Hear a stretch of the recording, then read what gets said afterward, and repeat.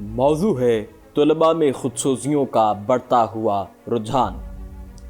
24 ستمبر 2019 کو جڑابالہ میں ایک ناخوشگوار واقعہ پیش آیا۔ ایک طالب علم میٹرک کے امتحان میں فیل ہوا۔ گھر والوں اور رشتہ داروں کی طرف سے اس قدر دباؤ تھا کہ وہ اس کو برداشت نہ کر سکا اور اپنی زندگی کا خاتمہ کر دیا۔ کچھ ہی عرصے بعد 21 جولائی 2020 کو چیچا وطن میں ایک اسکول ٹیچر کے بیٹے نے میٹرک امتحان میں ناکامی پر زہریلی گولیاں کھا کر خودکشی کر لی، اور یہ سلسلہ یہاں پر رکا نہیں۔ ٹھیک ایک مہینے بعد بابڈا کالونی سرگودا میں بھی ایک بچے نے اس وجہ سے خودکشی کر لی کہ میٹرک امتحان میں اس کے نمبر توقع سے کم آ گئے تھے۔ ایک اور افسوسناک واقعہ ننکانہ صاحب میں پیش آیا، جس میں میٹرک کے طالب علم نے نمبر کم آنے پر خود کو موت کے پھندے سے لٹکا لیا۔ یہ پچھلے 2 سالوں کے وہ واقعات ہیں جو میڈیا اور سوشل میڈیا پر رپورٹ ہوئے۔ پاکستان میں خاص طور پر اس طرح کے واقعات کی تاریخ کافی پرانی ہے۔ اگر اس پورے ریکارڈ کو نکال لیا جائے تو ایک اندوہناک حقیقت ہمارے سامنے آتی ہے۔ یہ لرزہ خیز واقعات اس بات کو ثابت کرتے ہیں کہ کہیں نہ کہیں ہم سے بڑی بھیانک غلطی سرزد ہو رہی ہے، جس کا شاید ہمیں ادراک ہی نہیں۔ ناظرین، آئیے آپ کو بتاتے ہیں کہ وہ کون سے ایسے عوامل ہیں جن کی بنا پر بچے ایسا سنگین اقدام اٹھاتے ہیں۔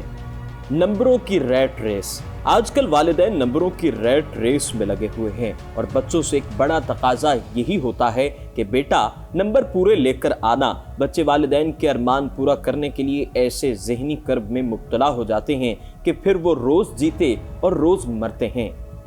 میٹرک کی ناکامی۔ میٹرک کی ناکامی زندگی کی ناکامی۔ ایک عام غلط فہمی یہ بھی پائی جاتی ہے کہ میٹرک میں ناکامی کا مطلب زندگی بھر کی ناکامی ہے۔ یہ غلط سوچ ہے۔ میٹرک پر زندگی ختم نہیں ہو جاتی، بلکہ اس کے بعد بھی ایک لمبا سفر طے کرنا ہوتا ہے۔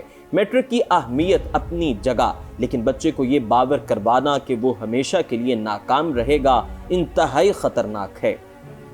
بے تحاشا توقعات۔ والدین اپنے بچے سے اس قدر توقعات وابستہ کر لیتے ہیں جو کہ بچوں کی اہلیت سے بہت زیادہ ہوتی ہیں۔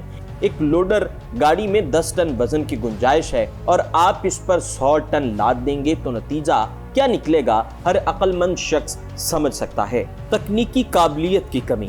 والدین اپنے بچوں کو اسکول کے علاوہ مہنگی ٹیوشن دلواتے ہیں تاکہ بچے کے نمبر زیادہ آ جائیں، لیکن یہ چیز بھول جاتے ہیں کہ امتحان صرف یادداشت کا ہی نہیں ہوتا، بلکہ پرچہ حل کرنا، لکھنا اور اپنی بات سمجھانا بھی ایک لازمی چیز ہے۔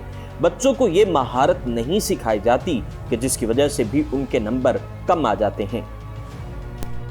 ناظرین، آئیے اس مسئلے کا حل آپ کے ساتھ شیئر کرتے ہیں۔ سب سے پہلے تو اپنی سوچ بدلیں۔ کامیابی کو صرف نمبروں سے ماپنا درست نہیں، کیونکہ بہت ساری چیزیں انسان میں ایسی بھی ہوتی ہیں جن کا امتحان میں اگرچہ پیپر نہیں ہوتا، لیکن عملی زندگی میں کامیابی انہی کی بدولت ہوتی ہے۔ مثلاً اگر ایک بچہ امتحان میں نمبر کم لیتا ہے لیکن اس کا اخلاق بہت اعلیٰ ہے، تو اب زندگی کے امتحان میں اس کا اخلاق و رویہ ہی اس کو ترقی دلائے گا۔ اسی طرح کسی بچے میں اخلاص اور رحم دلی ہوتی ہے، وہ اگرچہ نمبر کم لے لیکن اس کی یہ صفت اس کے گرد میلہ لگائے گی اور ہزاروں لوگ اس کے چاہنے والے ہوں گے۔ محنت کا صلہ ضرور ملتا ہے۔ انسان اپنی طرف سے پوری محنت کرے، جو مل جائے اس پر شکر کرے اور یہ امید رکھے کہ میں جو چاہتا ہوں وہ کہیں نہ کہیں مجھے ضرور ملے گا۔ جبکہ انسان کو اس بات پر یقین آ جائے تو پھر محنت کرتے ہوئے مزہ آتا ہے۔ ناظرین، اب ذکر کرتے ہیں ایک بڑی اہم چیز کا، جسے کیریئر کاؤنسلنگ کہا جاتا ہے۔ میٹرک کے بعد کیریئر کا تعین بہت ضروری ہے۔ والدین اور اساتذہ بچے کے کیریئر کے متعلق نہیں سوچتے۔ انہیں علم نہیں ہوتا کہ بچے کا رجحان کیا ہے، وہ کن مضامین میں اچھا ہے، اس کا دل رجحان کس طرف ہے اور کس میدان میں کامیاب ہو سکتا ہے۔ اس لا علمی کی وجہ سے بچہ اس سمت میں چل پڑتا ہے جو اس کی ہے ہی نہیں، جبکہ سمت غلط ہو تو پھر منزلیں کہاں ملتی ہیں۔ عموماً میٹرک کے بچے والدین کی خواہش اور دوسرے لوگوں کے مشورے پر چلتے ہیں۔ یاد رکھیں، اگر بچہ انجینئر نہیں بن سکتا، ہر بچہ پائلٹ نہیں بن سکتا، ہر بچہ ڈاکٹر بھی نہیں بن سکتا۔